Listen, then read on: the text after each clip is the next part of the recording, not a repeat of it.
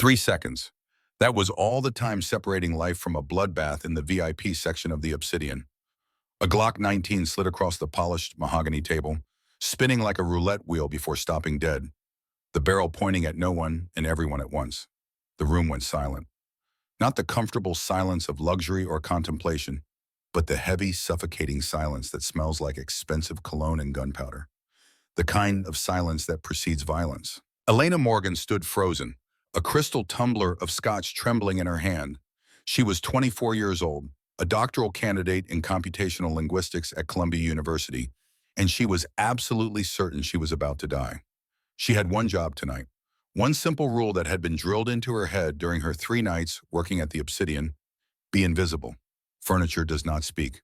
Furniture does not look guests in the eye. Furniture certainly does not interrupt a $10 million negotiation between the most dangerous men in New York. But furniture also does not understand Russian. Marcus Wolf sat at the head of the table, his posture deceptively relaxed. He was 35, devastatingly handsome in a sharp, terrifying way.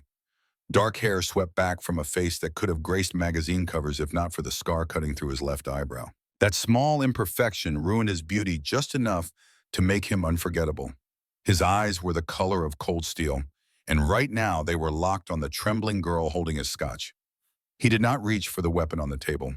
Instead, he looked at Elena with a cruel smirk twisting his lips, like a cat that had cornered a mouse and was deciding whether to play or kill.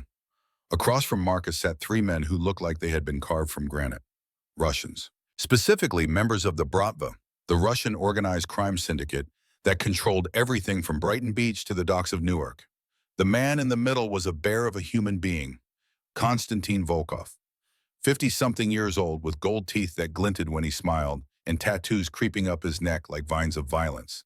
His hands were the size of dinner plates, and they rested on the arms of his chair with deceptive calm. Between them sat Carter, the translator, a sweaty little man in his 40s whose glasses kept sliding down his nose. He was pale, shaking, and lying. Elena knew this because she had spent 6 years studying Russian. Not just the language, but the syntax, the regional dialects, the semantic patterns that revealed truth from deception. She had written her master's thesis on cryptographic applications of Proto-Slavic linguistic drift. She could hear the difference between a St. Petersburg accent and a Moscow one. She could identify social class by verb conjugation. And she had just heard Konstantin Volkov say something that Carter had not translated. What Konstantin had actually said, in rapid-fire Russian that sounded like stones grinding together, was this: "Tell the American dog that the sniper is already on the roof. When I stand up, his head opens like a melon."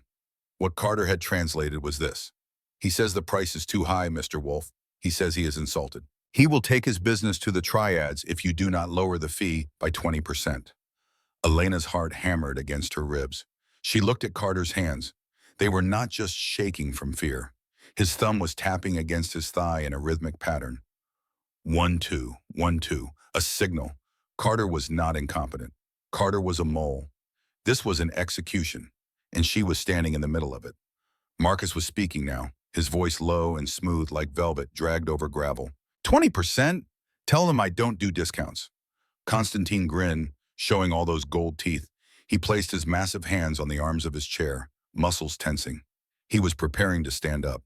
The signal for the sniper. If he stood, Marcus died. And when the shooting started, everyone in this room was collateral damage, including her. Elena's mother was lying in a hospital bed at Mount Sinai, gown number 7, room 412, stage 4 ovarian cancer. The insurance company had denied coverage 3 months ago, citing experimental treatment protocols. The bill was $187,000 and climbing. Elena's scholarship stipend was $2,100 a month. Her rent in Queens was $1,400. She was drowning in debt and desperation, which was why she was here, serving drinks to killers for $400 a night. She could not die tonight. Her mother needed her. The words left Elena's mouth before her brain could stop them. Wait. It was quiet, barely a whisper, but in the tension of that room it sounded like a gunshot. Every head at the table snapped toward her. Konstantin looked confused. Carter looked terrified, but Marcus Wolf looked amused. He turned his head slowly, those steel gray eyes locking onto hers like a targeting system. It felt like being scanned by a weapon. Did the furniture just speak? Marcus asked. Arthur, the floor manager, materialized out of the shadows. He was a nervous man who sweated through his suits, and right now he looked like he was about to have a heart attack. Mr. Wolf, I am so sorry. This girl is new. She is... He grabbed Elena's arm, fingers digging in. Get back to the kitchen immediately. No. The word came from Marcus. He raised one hand, and Arthur released Elena like she had burned him.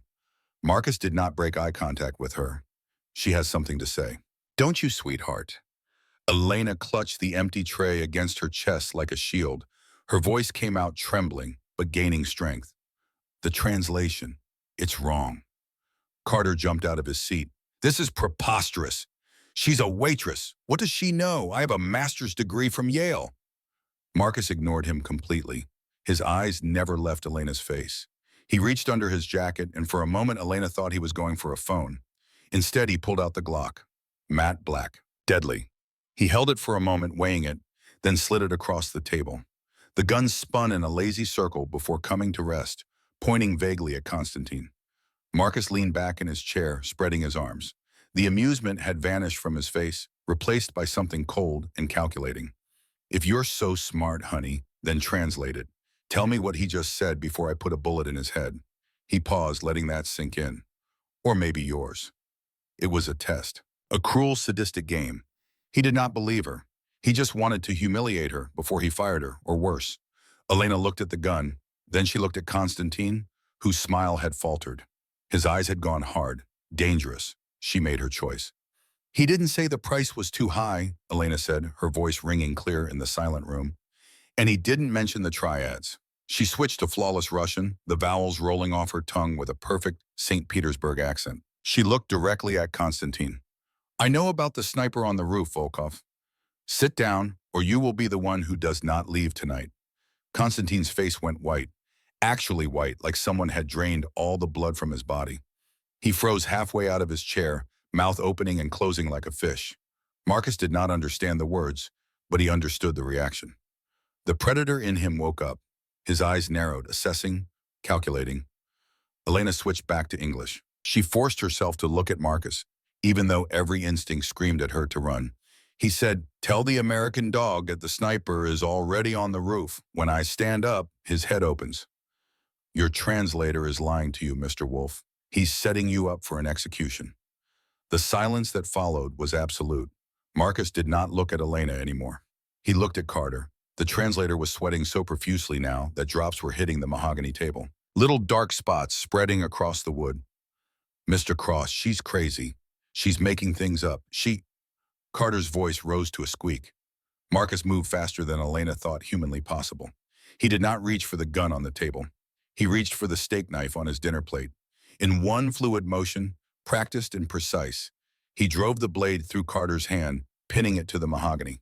Carter screamed, a high-pitched wail that echoed off the velvet walls. Constantine reached for his jacket. Marcus did not even look at him. He simply said very calmly, don't. Two shadows detached themselves from the corners of the room. Bodyguards. They had been there the whole time, invisible until needed. Now they had submachine guns raised, trained on the Russians. Constantine froze, hands visible, face a mask of fury. Marcus stood up. He adjusted his cufflinks with the same care another man might use to straighten a tie. He pulled out his phone and typed a single message. A moment later, there was a muffled thud from somewhere above them, a heavy weight hitting the roof deck. Problem solved, Marcus said. His voice was cold, empty. Now get out of my city before I peel the skin off your bones and mail it to Moscow in pieces. Constantine did not need to be told twice. He grabbed his two lieutenants and fled. They did not walk. They ran, stumbling over each other in their haste to escape. Carter was still sobbing, pinned to the table like a butterfly in a collection. Marcus ignored him completely. He turned slowly to Elena. She was shaking. The adrenaline was crashing, leaving her lightheaded and nauseous. She had just saved the life of the most dangerous man in New York. Or she had just signed her own death warrant wrong.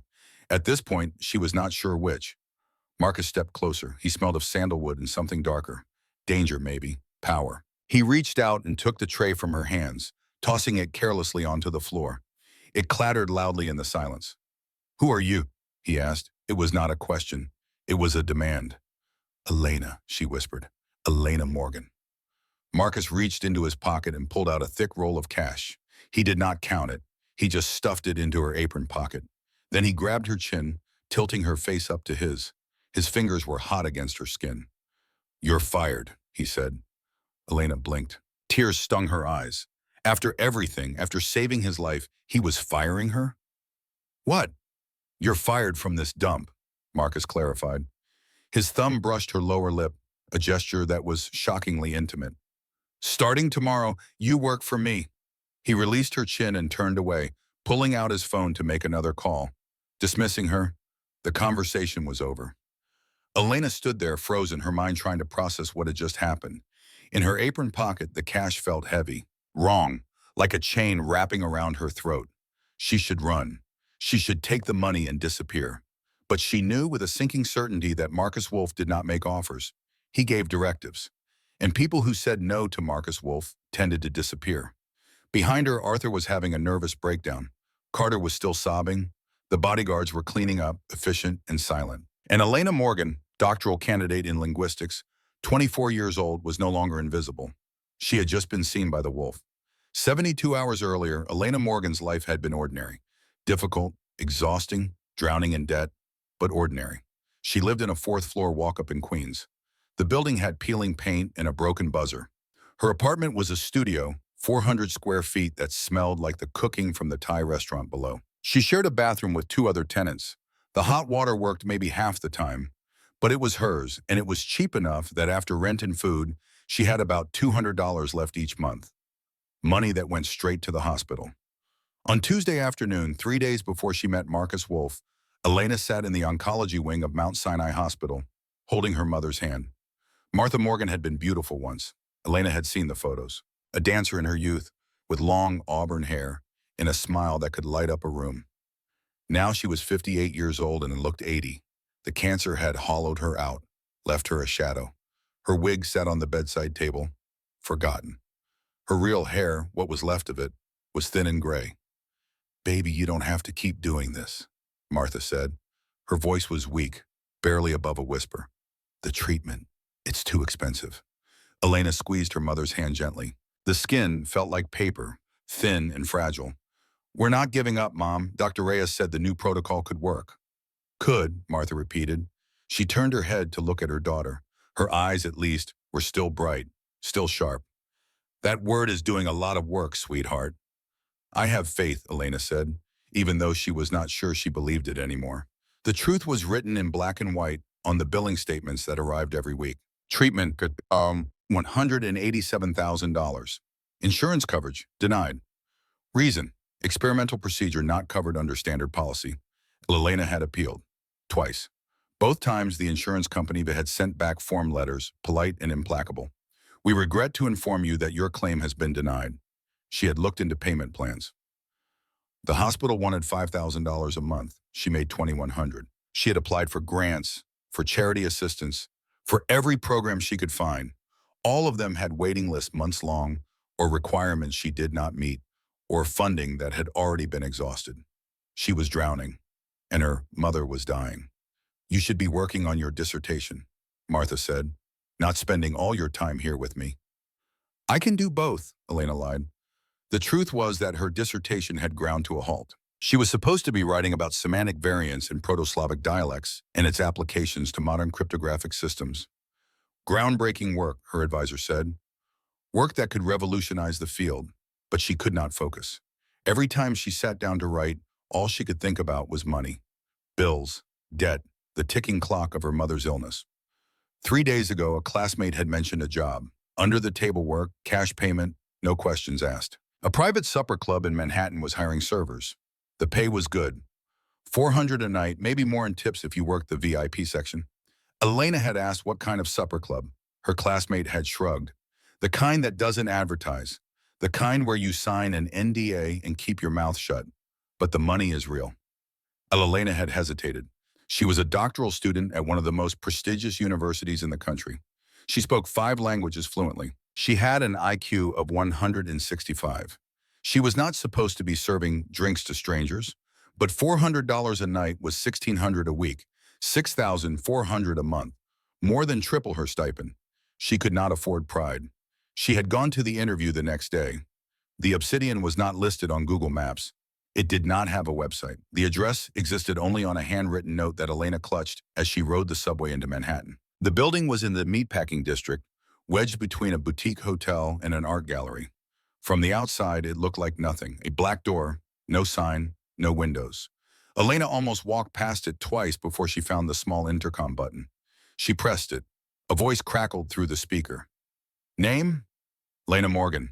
I'm here for the interview. There was a pause, then a buzz, and the door clicked open. Inside was a world she had never seen before. The entrance was all black marble and dim lighting. A man in a suit waited by a second door. He was older, distinguished, with silver hair and a face that gave away nothing. Miss Morgan, he said. It was not a question. I'm Arthur Vance, floor manager. This way, please. He led her through the second door into a hallway lined with black velvet. Everything was designed to absorb sound. Their footsteps were muffled. The air was cool, almost cold. The Obsidian caters to a very specific clientele, Arthur said as they walked. High net worth individuals, public figures, people who value their privacy. Our staff are expected to provide impeccable service while maintaining absolute discretion. He stopped and turned to face her. His expression was serious, almost grave. Before we go any further, I need to make something very clear. What you see here, what you hear here, stays here, forever. If you cannot commit to that, you should leave now. Elena thought about her mother, the hospital bills, the ticking clock. I understand, she said. Arthur studied her for a moment, then nodded. He pulled out a tablet and had her sign a non-disclosure agreement. 15 pages of legal text that basically said if she ever spoke about the club or its guests, she could be sued into oblivion. Elena signed without reading it. Good, Arthur said. The pay is $400 per shift. Cash. You work Thursday through Saturday, 11 p.m. to 3 a.m. You will wear the uniform we provide. You will not wear jewelry, perfume, or excessive makeup. You will be polite, efficient, and above all, invisible. He paused. Invisible, he repeated, like it was the most important word in the world.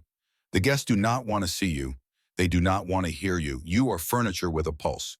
You pour drinks, you clear plates, and you disappear. Do you understand? Yes, Elena said. Excellent. Your first shift is tomorrow night. Don't be late. Elena's first 2 shifts passed in a blur. The club was exactly as Arthur described. Dark, luxurious, filled with people who moved through the world with the casual confidence of those who had never been told no. She served cocktails to tech billionaires. She refilled wine glasses for politicians whose faces she recognized from the news. She cleared plates for actresses and athletes and hedge fund managers. And she was invisible. It was easier than she thought. She kept her eyes down, her movements efficient. She did not speak unless spoken to, and even then she kept her answers short. Yes, sir. Right away, ma'am. Of course. By her 3rd shift, she had fallen into a rhythm. The work was tedious but not difficult. The money was real. She made $400 on Thursday, $520 on Friday when she picked up extra tables. By Saturday night, she had almost convinced herself this was sustainable. She could do this for a few months, pay down some of the debt, maybe buy her mother a little more time. Then Arthur pulled her aside. Hart, he said. Her last name. He had never used her first name. I need you on table 4. Marco called in sick. Elena's stomach dropped. But that's the VIP section. Top shelf service. The Macallan 1926. And Elena? His voice dropped. Mr. Wolf is in a mood. Do not look him in the eye. Do not speak unless spoken to. Do not, under any circumstances, mess this up. He did not need to explain who Mr. Wolf was. Even the furniture knew that name. Marcus Wolf.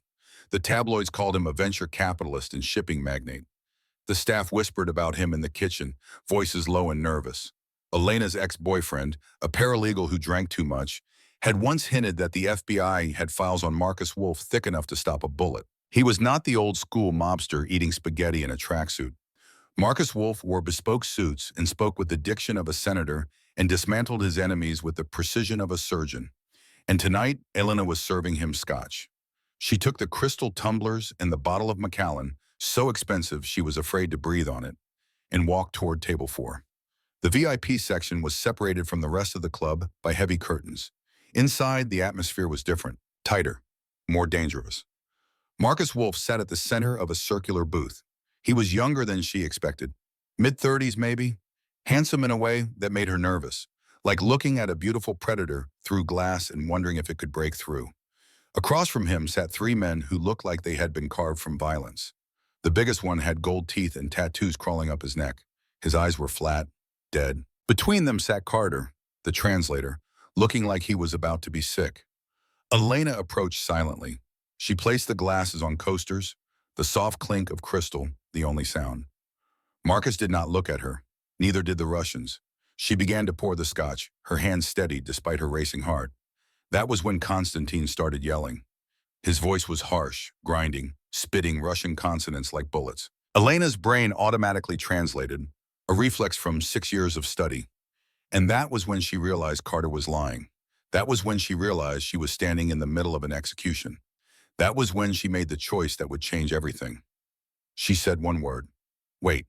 And Marcus Wolf looked at her with those cold steel eyes, and Elena Morgan stopped being invisible forever.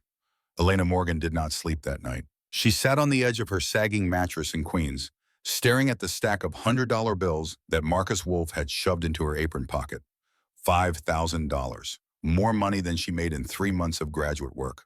More money than she had seen in one place in her entire life. The bills were crisp, new. They smelled faintly of ink and possibility. She should run. That was the smart thing to do. Take the money, take her mother, move somewhere far away. Iowa, maybe. Nebraska. Somewhere with cornfields and churches and zero Mafia dons who looked at you like they were deciding whether to kiss you or kill you. But $5,000 was not enough. Not even close. Her mother's treatment cost $187,000.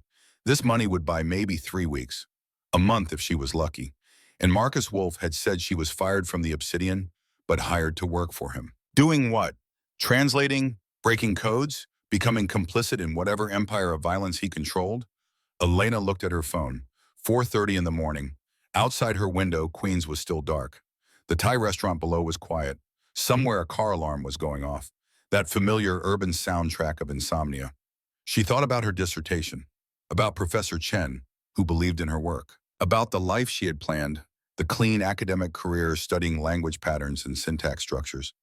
A life of conferences and publications and tenure-track positions at universities where no one ever got their hands pinned to tables with steak knives. That life felt very far away now. At 8 o'clock sharp, someone knocked on her door. Elena froze. She lived on the 4th floor of a walk-up with a broken buzzer. Nobody knocked on her door unless they were lost or selling something, or coming to collect her.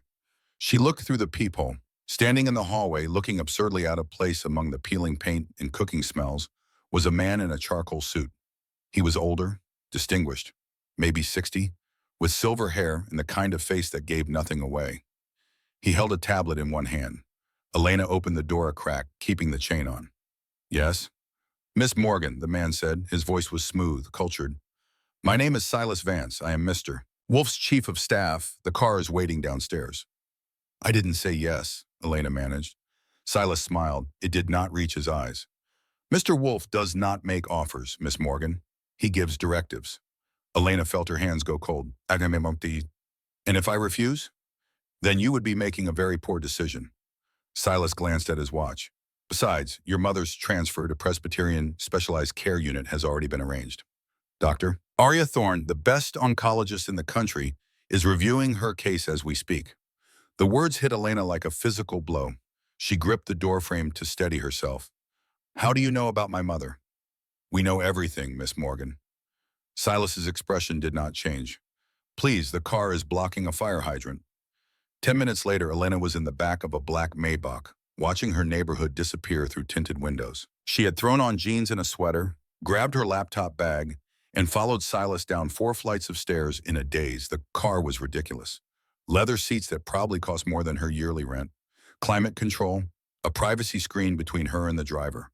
She sat very still, afraid to touch anything, afraid that touching something might make all of this real.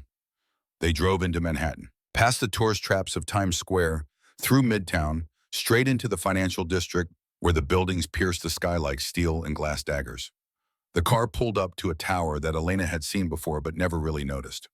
Wolf Tower, 60 floors of gleaming architecture that screamed money and power. Silas led her through a private lobby. No crowds here, no tourists taking selfies. Just marble and silence, and a security desk where the guards wore suits instead of uniforms. They took a private elevator, no buttons, just a card scanner. Silas swiped his card and the elevator shot upwards so fast Elena's ears popped. She counted silently. 15 floors, 30, 45. The numbers kept climbing. 60. The doors opened directly into a penthouse office that was larger than her entire apartment building. Floor-to-ceiling windows overlooked the Hudson River. The morning sun poured in, turning everything gold. The space was all clean lines and modern art. A Rothko on one wall, something that might have been a Basquiat on another. The furniture was minimal, a massive desk made of black steel and glass, two leather chairs that looked like they cost more than a car, and standing by the window, looking out over the city like he owned it, was Marcus Wolf. He was not wearing a suit jacket, just a white dress shirt with the sleeves rolled up, revealing muscular forearms, and a watch that probably cost more than a house. His back was to her, hands in his pockets, silhouette sharp against the morning light. He did not turn around. "You're late," Elena found her voice. The anger helped, cutting through the fear. "I didn't know I was coming." "And yet here you are," Marcus turned. In the daylight, he looked different. Less like a predator in the shadows, more like a man. Still dangerous, but human. The scar through his eyebrow was more prominent. There were faint lines around his eyes like he did not sleep enough or smiled too rarely. He looked at her for a long moment, assessing. "You can't just kidnap people, Mr. Wolf." That pulled a smile from him. Small, but genuine. "Kidnap? I upgraded you, Elena. You were serving drinks to pigs. Now you're going to help me slaughter them." He walked to his desk and picked up a thick file. He tossed it to her, and she caught it reflexively. The file was heavy, substantial. "What is this?" she asked. "Carter was a rat," Marcus said, leaning back against his desk and crossing his arms. "But he wasn't smart. He was using a book cipher to encode messages to my European suppliers. I need you to break it. I need to know who he was talking to and exactly how much he stole from me." Elena opened the file, page after page of transcripts, numbers, garbled text that looked like someone had thrown alphabet soup at a keyboard. Some of it was in Russian, some in Italian, some in what might have been French or German, or some hybrid language that should not exist. "I'm a student," Elena said slowly, "not a code breaker for the mob." Marcus stepped closer. He moved like a dancer, all controlled grace and coiled power. The air between them seemed to crackle with something Elena did not want to name. "You're a genius," Marcus said. His voice was quiet now, almost gentle. "I saw your transcripts. Perfect scores across the board. IQ of 165. You speak 5 languages fluently. You have a dissertation on cryptographic patterns in linguistic systems." He paused. "You have a knack for patterns, Elena. That's what I need." He was close now, too close. Elena could smell him, that sandalwood scent mixed with something darker. She backed up until she hit the wall, and still he came closer. "And you have a debt to pay," Marcus said. He placed one hand on the wall beside her head, boxing her in. "I don't owe you anything," Elena managed. Her heart was hammering. "I saved your life last night." His face was inches from hers now. She could see the flecks of darker gray in his eyes. If Constantine had stood up, his men would have sprayed that room. "You would be dead. My men would be dead. Instead, you spoke up. You changed the future." He pulled back just enough to look her in the eyes. "Translate the files. Find the leak. If you do, your mother's medical bills are paid for life. Every treatment, every medication. The best doctors in the country." He paused. "If you fail, well, let's just say the severance package is permanent."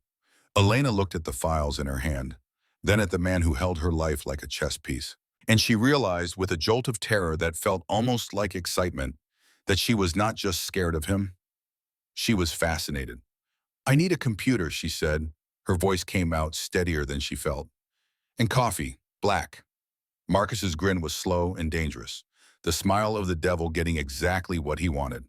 "Silas will get you anything you need. Welcome to the family, Elena." The office they gave her was adjacent to Marcus's, separated by a glass wall that could be made opaque with the touch of a button. Elena did not make it opaque. Some part of her, the part that had spent 6 years studying human behavior through language, wanted to observe him. The workspace was pristine. 3 monitors arranged in a curve. A high-end workstation with processing power that made her university computer look like a toy. A whiteboard covering an entire wall, already stocked with markers in 6 colors. And a coffee maker. Industrial grade, the kind that could brew a pot in 90 seconds. Elena set up her laptop and opened the files. The first thing she noticed was the complexity. Carter had not just encrypted these messages, he had layered them. The first layer was simple substitution cipher, the kind a child could break. But underneath that was something more sophisticated. A polyalphabetic cipher using a keyword she would need to deduce.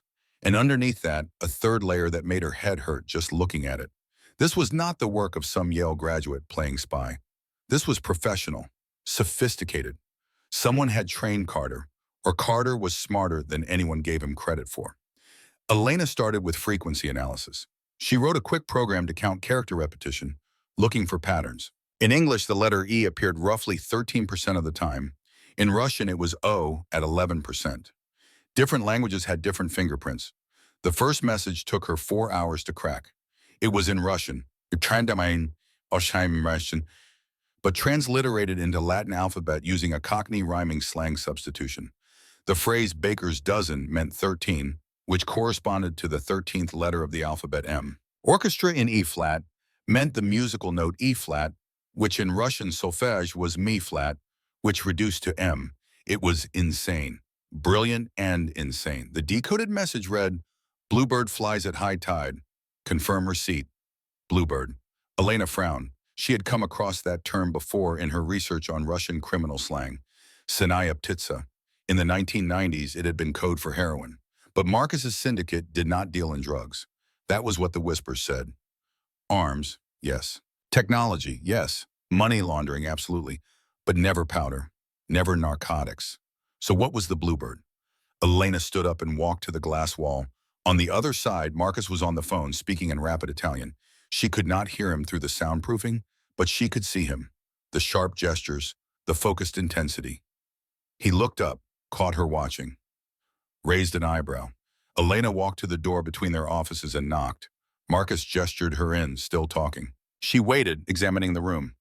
It was surprisingly sparse. No photos, no personal items, just books, most of them on economics and history. A chess set on a side table, frozen mid-game. Marcus ended the call. Problem? Question. Elena held up the decoded message. What's a Bluebird? Marcus took the paper, read it, frowned. Where did this come from? First message in the Carter files, sent 6 months ago to a server in the Cayman Islands. Elena watched his face. You don't know what it means. No, Marcus set the paper down. The syndicate doesn't move drugs. That's the rule. It was my father's rule, and it's mine. Then someone is breaking it. Marcus was quiet for a long moment. Then he walked to a cabinet and pulled out a bottle of scotch. The same Macallan from the night before. He poured 2 glasses without asking if she wanted one. Sit, he said, gesturing to the chess table. Elena sat. Marcus handed her a glass and took the opposite chair. Up close, she could see the tiredness in his face, the weight he carried. My father built this organization, Marcus said quietly. But he was a monster. He believed in violence first, questions later. He made examples of people. He took a drink. When I took over 5 years ago, I changed the rules. No civilian casualties. No drugs. No human trafficking. We deal in weapons and technology. We launder money. But we have lines we don't cross. Why? Elena asked. Why have rules at all? Because I want out. Marcus looked at her directly. I want to legitimize. Turn the syndicate into a real corporation, clean money, legal operations. It's possible with time. But if someone is using my logistics to move heroin, that plan dies. The feds will shut me down. I'll spend the rest of my life in prison. He leaned forward. That's why I need you, Elena. Not just to break codes. To find out who's trying to destroy me. Elena sipped the scotch. It burned going down, smooth and expensive. And you think it's someone inside your organization. I know it is. Carter was just the translator. Someone higher up is running this. Elena thought about the message, the detail, the sophistication. Whoever encoded this knows you're trying to go legitimate. They're trying to stop you. Yes, Marcus smiled, but there was no humor in it. The question is who? Oh yeah, Elena stood up and walked to the whiteboard. She picked up a marker. Then let's find out. The next 3 days blurred together. Elena barely left the office. She worked 18-hour days, fueled by coffee and takeout that Silas brought without being asked. She filled the whiteboard with diagrams and code fragments and linguistic patterns that would have looked like insanity to anyone else. But to her, it was a language, and language was truth. She discovered that every message coincided with the tide charts for the port of Newark. High tide meant shipment, low tide meant waiting. The moon phases corresponded to specific container numbers in Marcus's shipping manifest. She discovered that the word bluebird appeared 47 times across 6 months of messages. Each time it was paired with a location: Newark, Baltimore, Charleston, all port cities. She discovered that the heroin was not just being smuggled. It was being hidden inside hollowed-out guidance systems for military contractors. Marcus's legitimate business, his path to going clean, was being used as a Trojan horse. And she discovered something else. Whoever was behind this was not just smart. They were intimate with Marcus's operations. They knew shipping schedules weeks in advance. They knew which containers would not be inspected. They knew the names of dock supervisors and customs officials. This was not an outsider. This was family. On the third night, Elena was staring at the monitors, her eyes burning with exhaustion, when Marcus appeared with a plate of food. Steak, rare, with asparagus. "Eat," he said, setting it on her desk. "You look like a ghost." "I found the pattern," Elena said, ignoring the food. She pointed at the screen. "Look at the timestamps. They always align with your board meetings. Whoever is sending these knows your schedule intimately." Marcus leaned over her shoulder, close enough that she could feel his warmth. "Show me." Elena pulled up a calendar. "Here, board meeting on the 15th. Message sent 2 hours later with updated shipping routes. Meeting on the 29th. Another message, this time with container numbers." She looked up at him. "It's someone who sits in those meetings." Marcus's jaw tightened. "The board is 5 people. Me, Vincent Blackwell, my godfather.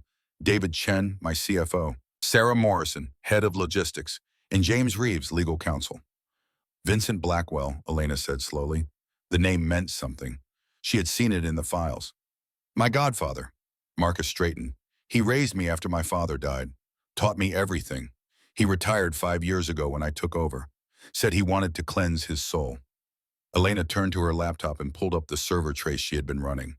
The messages route through the Cayman Islands to a shell company, Aurelius Holdings. She clicked through screens. The company was registered 7 years ago. Owner listed as V. Blackwell, CEO. The silence in the room was absolute. Marcus stared at the screen.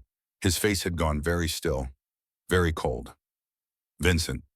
"You know him," Elena said. It was not a question.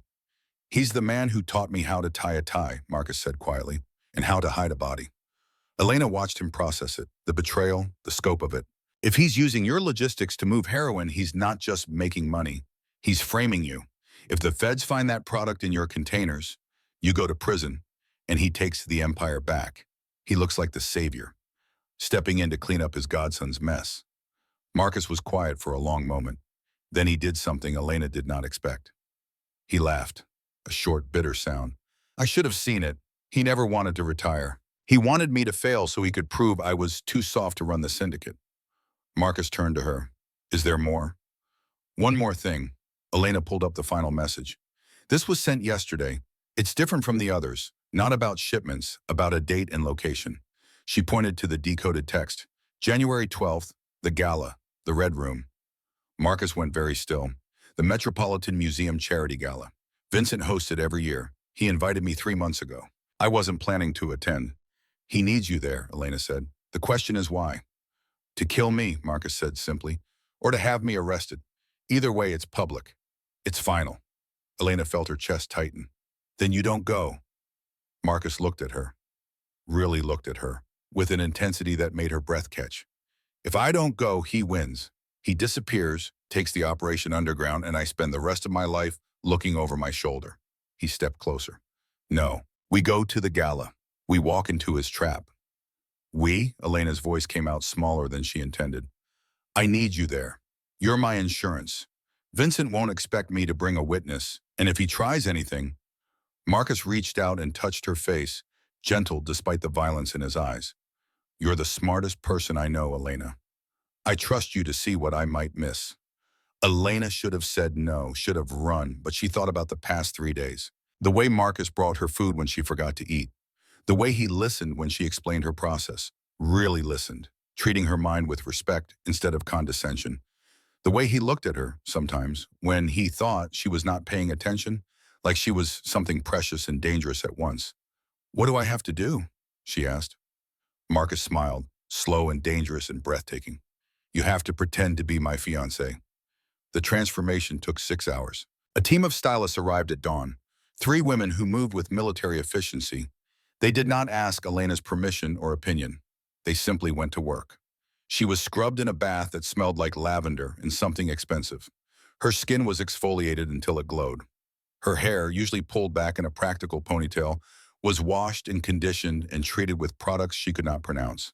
Then came the painful parts: waxing, threading, things Elena had only read about in magazines. She gritted her teeth and endured. The dress came next. It was liquid midnight, blue silk that clung to every curve she had not known she possessed before cascading to the floor in elegant folds. The back was entirely open, exposing her spine.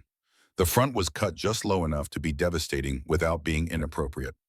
Elena stared at herself in the full-length mirror and did not recognize the woman looking back. Hair, one of the stylists commanded. They transformed her simple straight hair into Hollywood waves that fell across one shoulder. The makeup was subtle but transformative, just enough to enhance her features, to make her eyes look larger and her lips fuller. Finally, the jewelry. The necklace was diamonds, real diamonds, probably $2 million worth of diamonds, cold and heavy against her throat. Matching earrings, and a bracelet that the stylist clasped with practiced efficiency. "Perfect," the head stylist said, stepping back to admire their work. Elena turned to the mirror again. The woman staring back was a stranger. Elegant, dangerous, beautiful in a way that Elena had never associated with herself. "Does it fit?" The voice came from the doorway. Elena turned. Marcus stood there in a tuxedo that had been cut so perfectly it might as well have been painted on. He looked like something out of a film, dangerous and sophisticated and entirely too handsome for anyone's good. He stopped walking when he saw her. Just stopped, like someone had pressed pause. His eyes swept from her heels to her face, and Elena watched his pupils dilate. "It fits," she managed. Marcus walked closer. He moved like a predator, low and deliberate. When he reached her, he pulled a small velvet box from his pocket. "Give me your hand," he said quietly. Elena extended her left hand. It was trembling slightly. Marcus opened the box.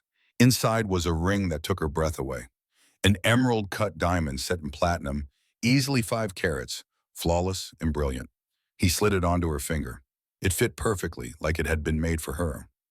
"It's a tracker," Marcus said, still holding her hand. "If we get separated, press the stone down for 3 seconds. My security team will tear the building apart to find you." "Is it really that dangerous?" Elena whispered. Marcus lifted her hand and brushed his lips across her knuckles. The gesture was old-fashioned, gentlemanly, and it sent electricity straight through her. "It's a charity gala with senators and celebrities. The perfect cover. Vincent loves an audience.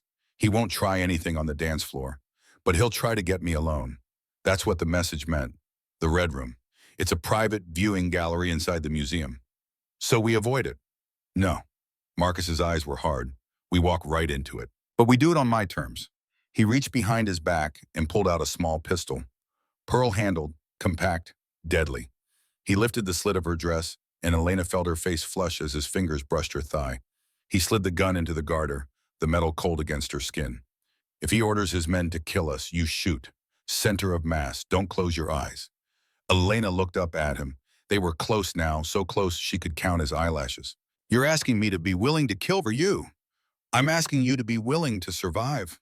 Marcus cupped her face. "I won't let anything happen to you, Elena. I promise." "You can't promise that," she said. "Watch me." His thumb brushed across her lower lip, and Elena's breath caught. For a moment, she thought he was going to kiss her. For a moment, she wanted him to, but he pulled back, adjusting his cufflinks. "Ready to meet the family?" Elena touched the diamond on her finger. Then the cold steel on her thigh. She was a doctoral student. She studied syntax and phonemes. Now she was walking into a viper's den with a loaded gun and a fake engagement ring. "Ready," she lied. The ride to the Metropolitan Museum took 30 minutes through Manhattan traffic. Elena sat beside Marcus in the Maybach, hyper-aware of every point where their bodies touched. His hand rested on her knee, possessive and warm. Part of the act, she told herself. Just part of the performance. "Tell me about Vincent," she said, needing to focus on something other than his proximity. Marcus stared out the window. "He's a chameleon. In public, he's the benevolent philanthropist, builds hospitals and libraries, donates to children's charities. Everyone loves him." He paused. "In private, he's the most dangerous man I've ever known. He taught me that power isn't about violence. It's about control, information, leverage. And now he's using that against you. Yes. Marcus turned to look at her. He speaks 4 languages. When he's lying, he switches to passive voice. It's subtle, but it's there. If you catch him doing that, squeeze my arm twice. Elena nodded. What about his men? He'll have 4 guards in the red room. Maybe more. They'll be armed, but they'll hesitate to shoot in a museum. Too public, too messy. Marcus's smile was cold. That gives us about 3 seconds of advantage if things go wrong. 3 seconds, Elena repeated. Like at the Obsidian. Like at the Obsidian, Marcus agreed. You seem to do your best work under pressure. The car slowed. They were approaching the museum. Elena could see the lights, the red carpet, the photographers waiting like hungry wolves. Last chance, Marcus said quietly. I can have Silas turn the car around. You can walk away from this. I'll still pay for your mother's treatment. No strings. Elena looked at him. At this man who had dragged her into his world of violence and codes and impossible choices. This man who brought her food when she forgot to eat. Who listened when she talked about linguistic patterns like it was the most fascinating thing in the world. Who looked at her sometimes like she was the only real thing in a room full of shadows. And if I don't want to walk away, she asked. Something shifted in Marcus's expression. Hope, maybe, or fear. Then we deal with that problem later. The car stopped. The door opened. Camera flashes exploded like artillery fire. Marcus stepped out first, then offered his hand to Elena. She took it, letting him help her from the car. The moment her heels touched the red carpet, the noise was deafening. Photographers shouting, reporters calling questions. Mr. Wolf, who's your date? Marcus, look this way. Is it true you're engaged? Marcus placed his hand on the small of Elena's back, possessive and protective. He leaned down to whisper in her ear, his lips brushing her skin. Smile. You adore me. I'm the love of your life. Elena tilted her head to whisper back. You're an arrogant sociopath. And you're beautiful when you're terrified, he murmured, then straightened and smiled at a photographer. They walked into the museum together, and Elena felt like she was walking into a war zone disguised as a party. The Temple of Dendur had been transformed. Golden lights bathed the ancient stones. A string quartet played Vivaldi. Champagne flowed like water. The elite of New York mingled in designer gowns and tuxedos worth more than most people earned in a year. And as Marcus and Elena entered, the room went quiet. Hundreds of eyes turned to them. Elena felt exposed, examined, judged. But Marcus's hand never left her back. Steady, grounding. They're staring, she whispered. Let them, Marcus said. You're the most beautiful woman in the room, and you're mine. The word sent a shiver through her. Mine. Like a claim, like a promise. They moved through the crowd. Elena listened, her brain automatically processing the fragments of conversation around them. Stock drop. Wolf is finished. Midnight announcement. Federal investigation. She leaned closer to Marcus. People are whispering about an announcement at midnight. Something about your companies. Marcus's jaw tightened. Vincent's opening move. He'll announce the hostile takeover or the investigation. Destroy my reputation before he destroys my body. Damon! The voice boomed across the gallery. Elena turned. A man was approaching, and even without Marcus's description, she would have recognized him. Vincent Blackwell looked like everyone's favorite grandfather. Silver hair perfectly styled, a tuxedo with a red velvet cummerbund, a smile so wide and warm it should have been genuine. But Elena had spent 6 years studying human behavior through language. She saw the calculation in his eyes, the predator wearing a philanthropist's mask. Uncle, Marcus said. The word was cold. He did not extend his hand. Vincent did not seem to mind. He opened his arms. I didn't think you'd come. And who is this stunning creature? Elena, Marcus said. My fiancée. For just a fraction of a second, less than half a heartbeat, Vincent's mask slipped. His eyes flickered. Surprise. Anger. Recalculation. He had not expected Marcus to bring a witness. Fiancé, Vincent recovered smoothly, laughing and clapping Marcus on the shoulder. You work fast, boy. When did this happen? Recently, Marcus said, his hand tightened on Elena's waist. A warning. Stay close. Vincent took Elena's hand and kissed it. His lips were dry, reptilian. A pleasure, my dear. I hope you know what you're getting into. This family has history. I love history, Elena said, keeping her voice light and sweet. Marcus tells me you taught him everything he knows. Not everything, Vincent said, his eyes locking onto Marcus's. Some things you have to learn the hard way. The threat hung in the air between them. Damon, my boy, Vincent continued, we have business to discuss. The Red Room. 10 minutes. We'll be there, Marcus said. Alone, Vincent added. Family matters. Elena is family. Marcus's voice left no room for argument. She comes or I leave. Vincent paused. Elena watched him assess her, calculate her value, decide she was just a pretty ornament. Nothing to worry about. Very well, Vincent said finally. Bring the girl. Perhaps she can learn something about the real world. He walked away, disappearing into the crowd. Marcus pulled Elena closer. He's nervous. How can you tell? He used the conditional tense. Perhaps she can learn. In his hand. He was tapping his ring against his champagne glass. Marcus looked down at her. Same rhythm as Carter. 1-2, 1-2. He's signaling his team. Elena felt ice form in her stomach. Then we have 10 minutes. We have 10 minutes, Marcus agreed. He looked at her with an intensity that stole her breath. Do you want to run? There's a service exit behind the sarcophagus. Elena thought about the past 5 days, about codes and coffee and midnight conversations, about a man who was trying to be better than his father, about a girl who had learned she was braver than she knew. I'm not running, she said. Marcus looked at her for a long moment. Then he leaned down and kissed her forehead, gentle and reverent. If we survive this, I'm buying you the entire museum. I'd settle for dinner, Elena said. Deal. Marcus took her hand. Let's go translate some lies. They walked toward the Red Room together, and Elena felt the weight of the gun against her thigh, the diamond tracker on her finger, and in her chest, her heart beat steady and sure. 3 seconds, she thought. That's all it takes to change everything. She was ready. The Red Room was aptly named. Heavy crimson curtains draped the walls, absorbing sound like blood soaking into fabric. It was a private viewing gallery tucked away from the main gala, designed for intimate conversations about priceless art. Or, in this case, priceless betrayals. Vincent Blackwell stood by a marble fireplace, swirling champagne in a crystal flute. He looked relaxed, comfortable, a man in his own kingdom. But he was not alone. 4 men stood in the corners of the room. They wore tuxedos like the other guests, but the fabric pulled wrong across their shoulders, bulged under their jackets where no gentleman would carry a phone. Their eyes were flat, professional. These were not art enthusiasts. These were executioners. Elena felt Marcus's hand tighten on her waist. A subtle warning. She squeezed his arm twice. The signal. Vincent's men were armed and ready. Champagne? Vincent asked, gesturing to a bottle on a side table. His tone was pleasant, casual, like they were here to discuss stock portfolios instead of empires built on blood. Marcus did not move from the doorway. His body was angled slightly, shielding Elena. Cut the act, Vincent. The smile vanished from Vincent's face. He sighed, looking genuinely disappointed. You were always too clever for your own good, Damon. I tried to protect you. I tried to give you a clean way out.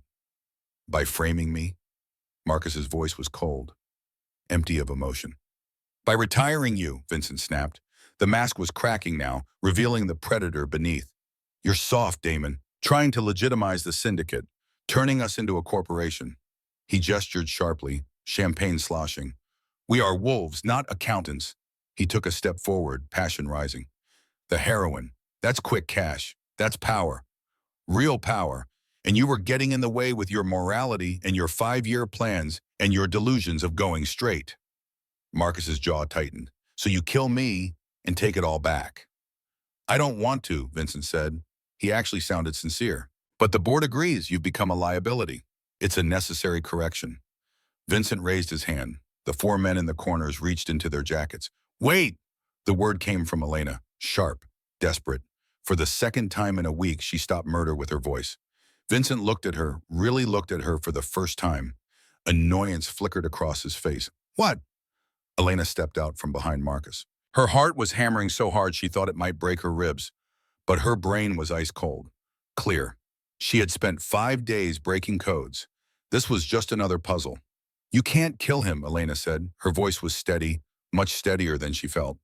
Because if you do, the email I scheduled goes out to the FBI, the DEA, and the New York Times in exactly, she checked her watch, 3 minutes. Vincent laughed, a dry, crackling sound. Dead man's switch? A classic bluff, my dear. It's not a bluff. Elena met his eyes. And it's not just the files, it's the decryption key for your offshore accounts in the Caymans. I broke the Fibonacci cipher, Vincent. I have the names. She began listing them, her voice clear and precise.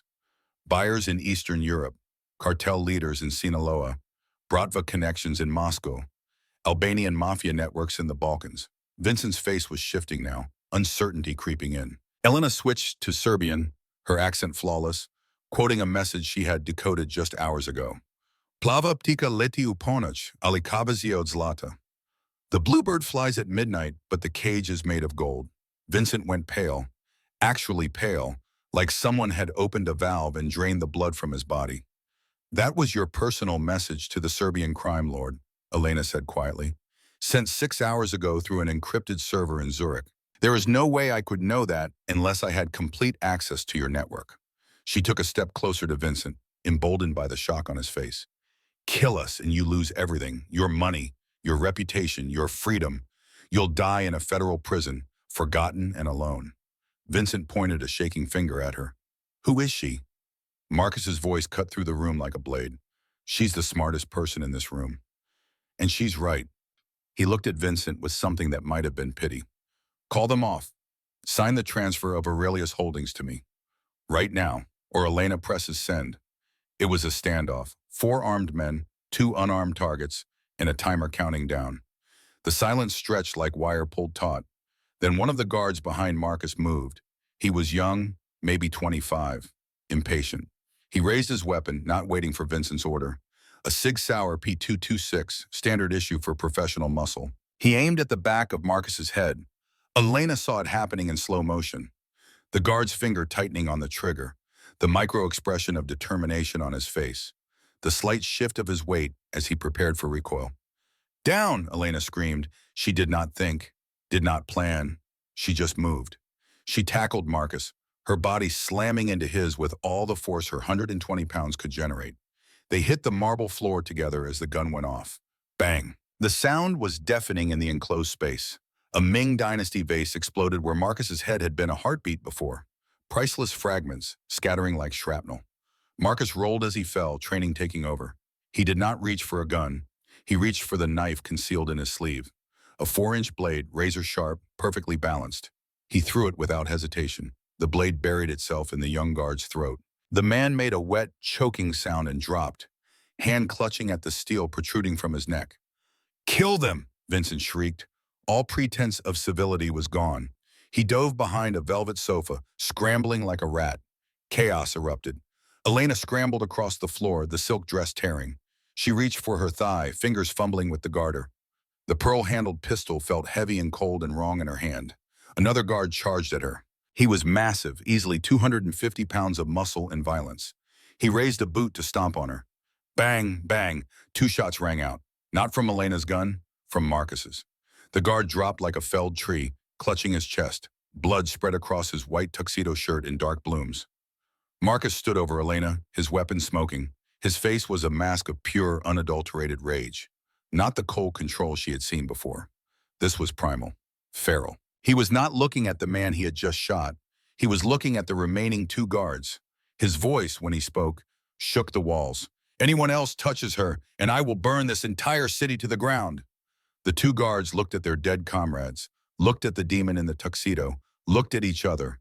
They dropped their weapons, hands up, surrendering. Marcus did not relax. He kept his gun trained on the sofa where Vincent was hiding. With his other hand, he reached down and hauled Elena to her feet. Are you hurt? His eyes frantically scanned her for blood, for damage. I'm fine, Elena gasped. Adrenaline was flooding her system, making everything too bright, too sharp. I'm fine. Marcus grabbed her face and kissed her. Hard, desperate, bruising.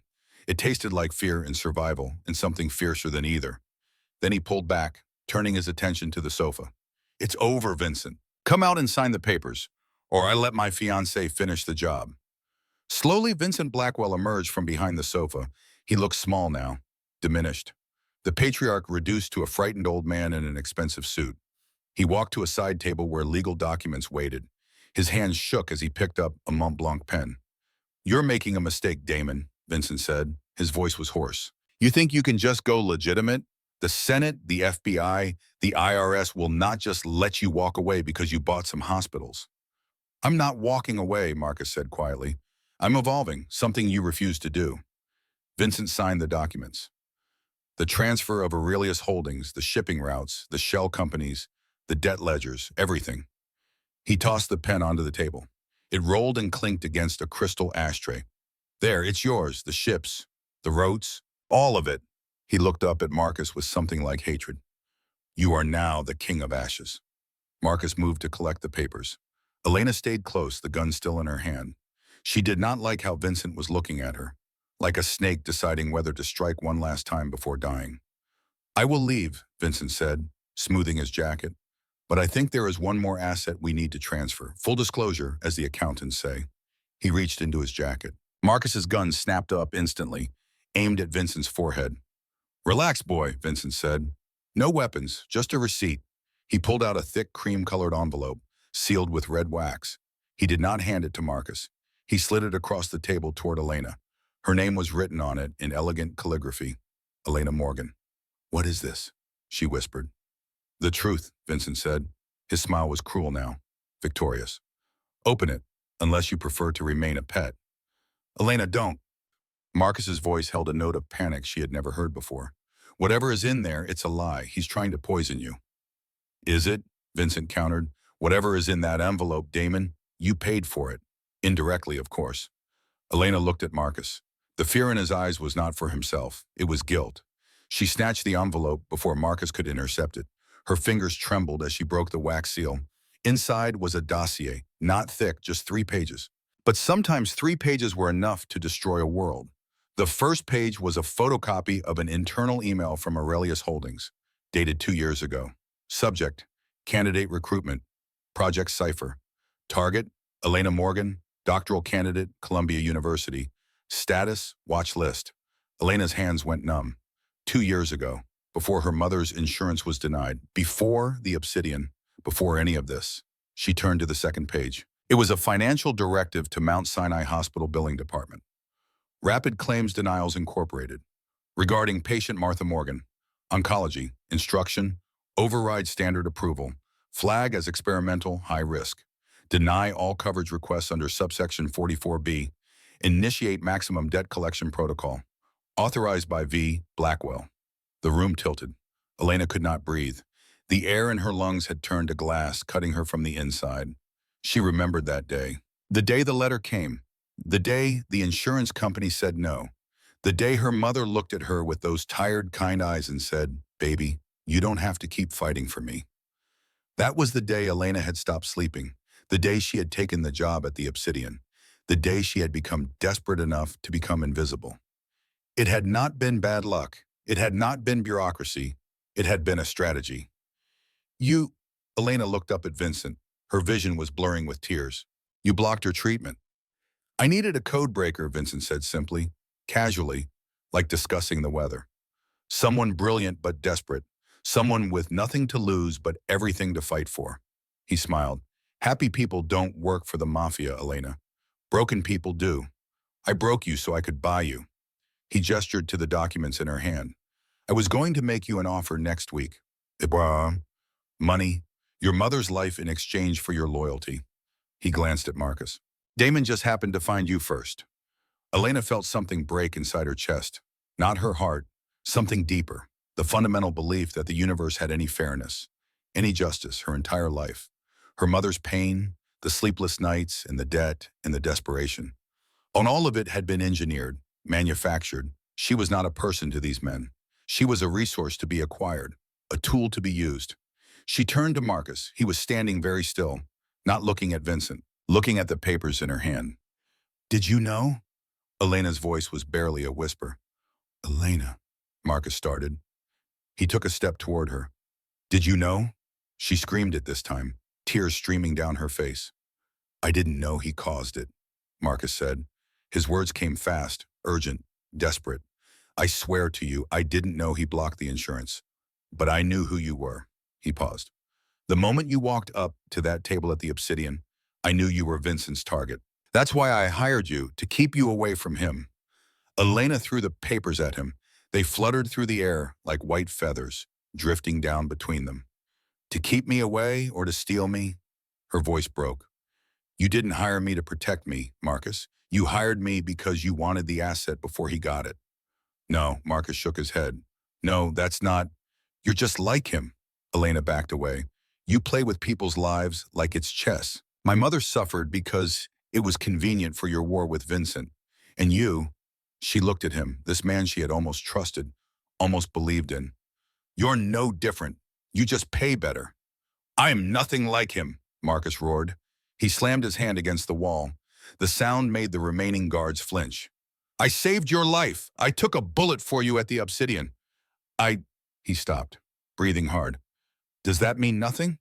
You put me in front of the gun in the first place. Elena's voice was raw. This dress, this ring, this whole game, it's all blood. It's all built on people like me suffering so men like you can feel powerful. She ripped the diamond ring from her finger. It felt like a shackle, a chain. She threw it at him. It hit his chest and bounced off, clattering onto the marble floor next to a dead body. I'm done, Elena said. Her whole body was shaking. The code is broken. The empire is yours. I want my life back. Marcus stared at the ring on the floor. Then he looked at Elena, really looked at her, saw the exhaustion etched into her face, the betrayal in her eyes, the way she looked at him now, not with fear or even anger, with revulsion. He could force her to stay. He had the power. He could lock her in the tower, keep her as his golden bird, make her need him. But he remembered the way she had stood up to Constantine, the brilliance in her eyes when she broke a code, the courage it took to tackle him when the gun went off. If he caged her, he would destroy the very thing he admired. Marcus's shoulders sagged. The fight drained out of him like water from a broken vessel. Reed is outside, he said. His voice was dead, empty.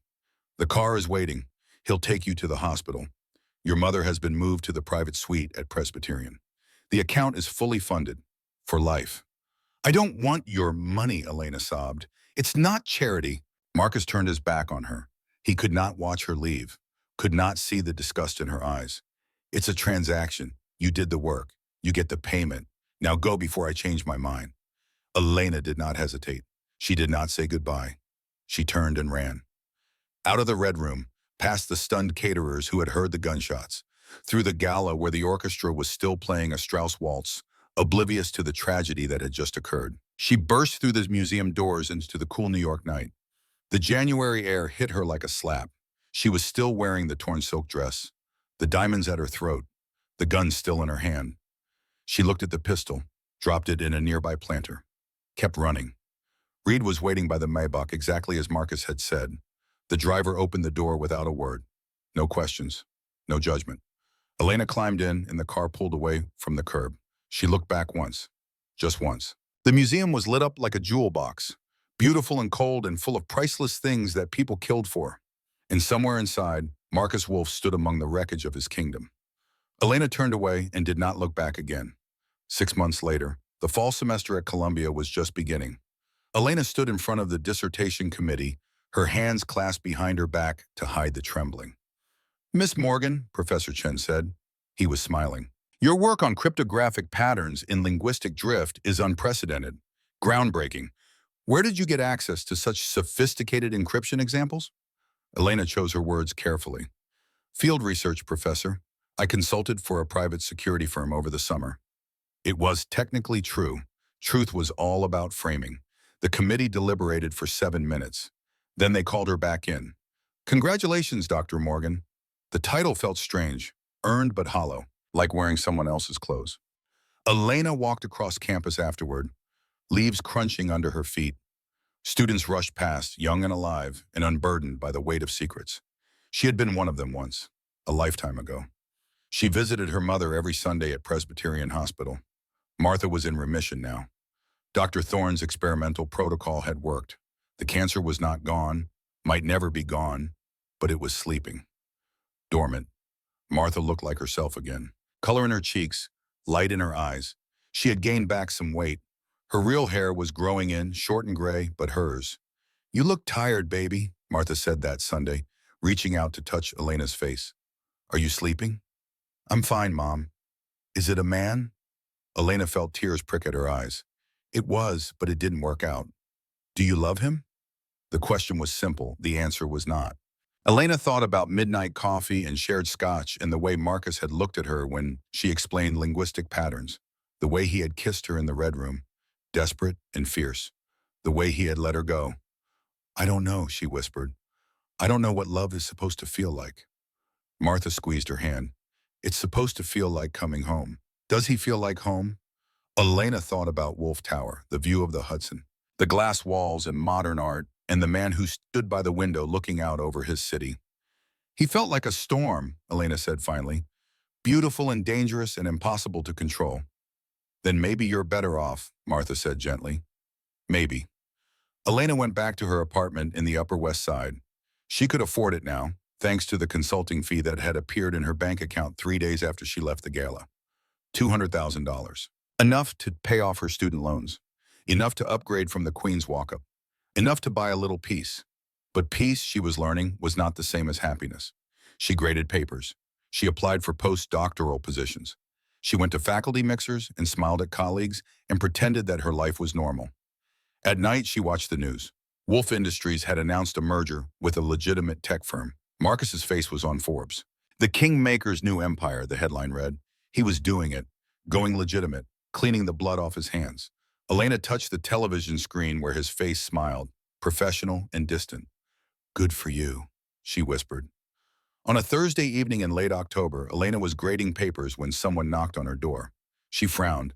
The doorman usually called up visitors. She walked to the door and looked through the peephole. Nobody there. But on her doormat sat a small package, unmarked, plain brown paper. Elena's heart began to hammer. She looked left and right down the hallway. Empty. Whoever had left this was already gone. She picked up the package. It was light, the size of a shoebox. She brought it inside, locked the door, and set it on her kitchen table. Stared at it for a full minute, debating. Then she opened it. Inside was a burner phone and a handwritten note. The handwriting was familiar. Masculine. Precise. Elena's hands shook as she unfolded the paper. I'm sorry, I should have told you everything from the start. I understand why you left, but I need your help. Not for me, for someone who can't defend herself. Please, just listen. M. Elena turned on the phone. One voicemail. She pressed play. Marcus's voice filled her small apartment.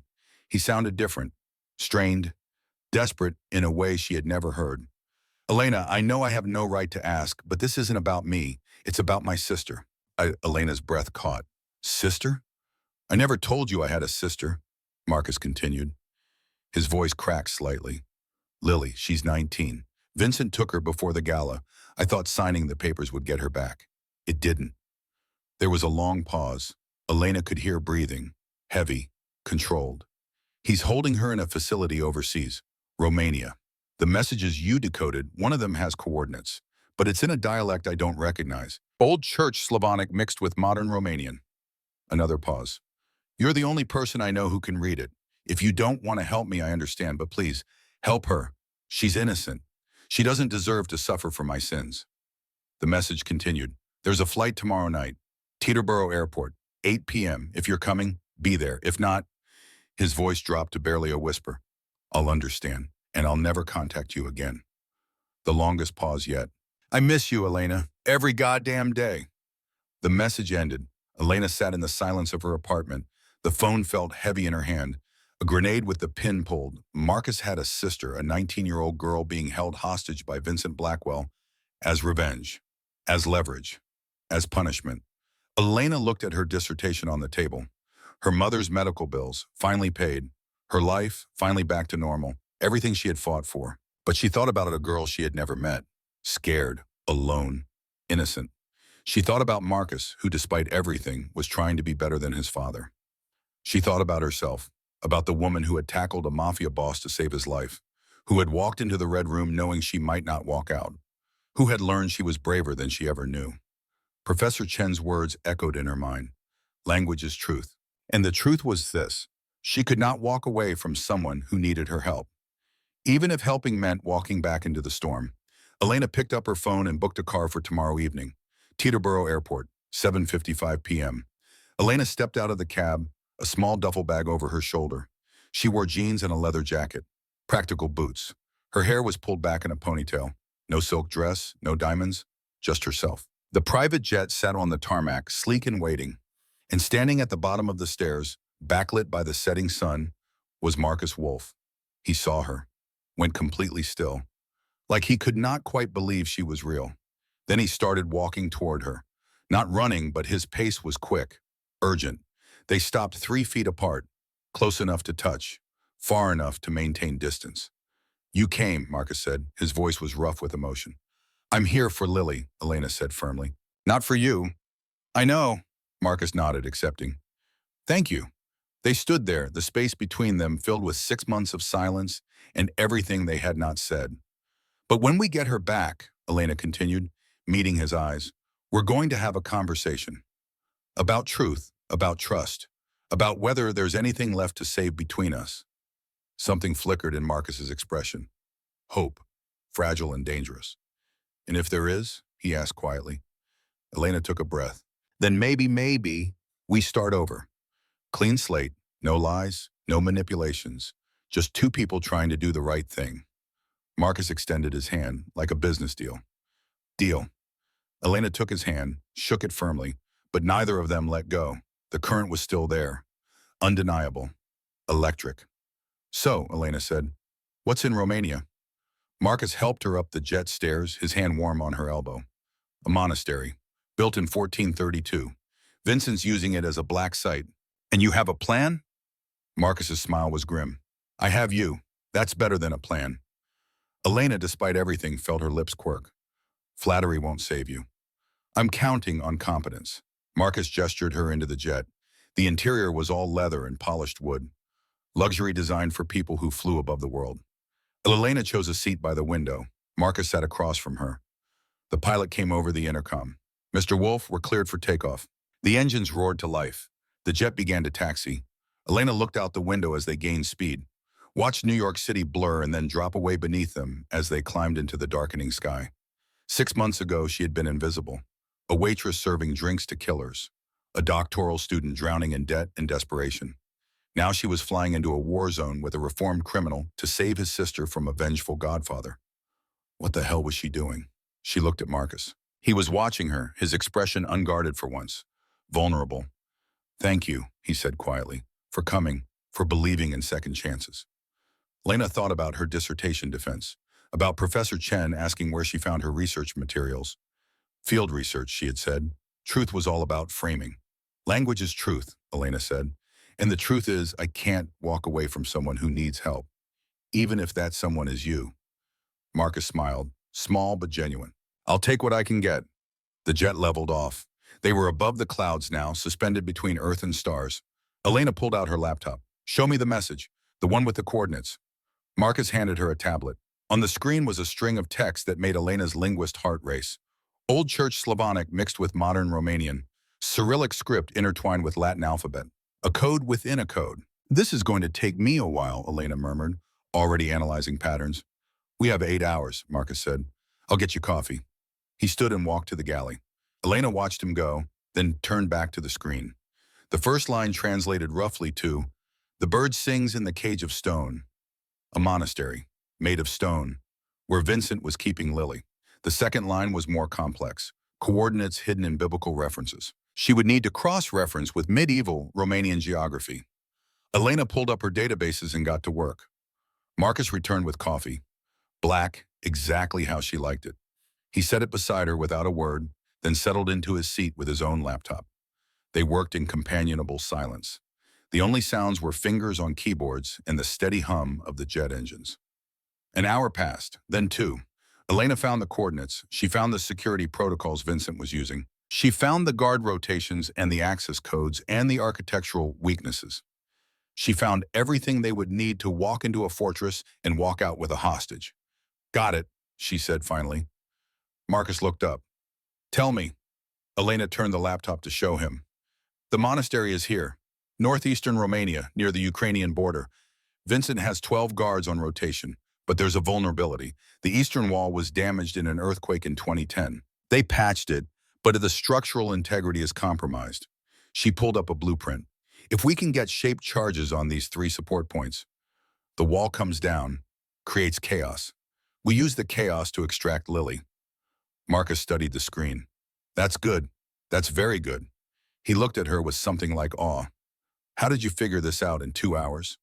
Language is patterns, Elena said, and patterns are truth. Vincent thinks in patterns too. Once you know how someone thinks, you can predict them. Remind me never to play chess with you, Marcus said. Elena smiled, small, tired, but real.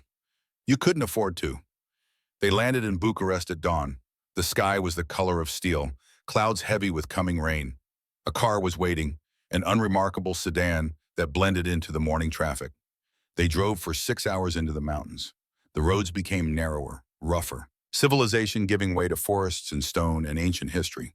The monastery appeared as the sun was setting, perched on a cliff like an eagle's nest, stone walls blackened by centuries, a place built for prayer and solitude. Now it was a prison. Marcus parked the car a mile away, hidden in the trees. They geared up in silence. Tactical clothing, weapons, communications equipment. Elena checked her pistol, the same pearl-handled gun Marcus had given her 6 months ago. He had included it in the package with the phone. She had not expected that, had not expected the flood of memories that came with holding it. Ready? Marcus asked. Elena looked at the monastery in the distance, at this man beside her, at the choice she had made to come here, to help, to believe that people could change. Ready, she said. They moved through the forest like shadows. The eastern wall loomed above them, ancient and proud and vulnerable. Marcus placed the charges with practiced efficiency. Elena kept watch, her weapon trained on the darkness. Charges set, Marcus whispered into his comm. On my mark. 3, 2, 1. The explosion was louder than Elena expected. The wall shuddered, groaned, and collapsed